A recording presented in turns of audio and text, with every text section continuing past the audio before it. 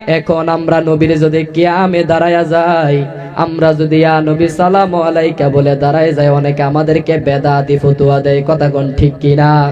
তারা বেদাতি ফতোয়া দেয়। আমরা যদি আমার নবীর সম্মানে, আমরা যদি আমার নবীরে ভালোবেসে আমরা যদি দাঁড়াইতে পারি, আমরা দাঁড়াইয়া যদি কিয়াম করলে বেদাতি হই। হে আমরা বেদাতি।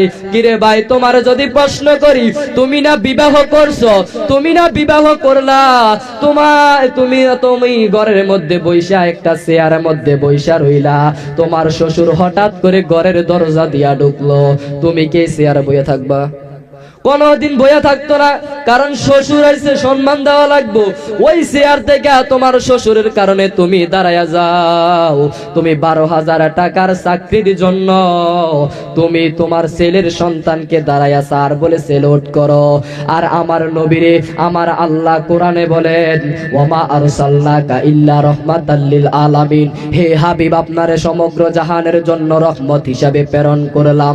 আপনি নবীরে ভালোবাসলে আমি আল্লাহর ভালোবাসা হইয়া যায়।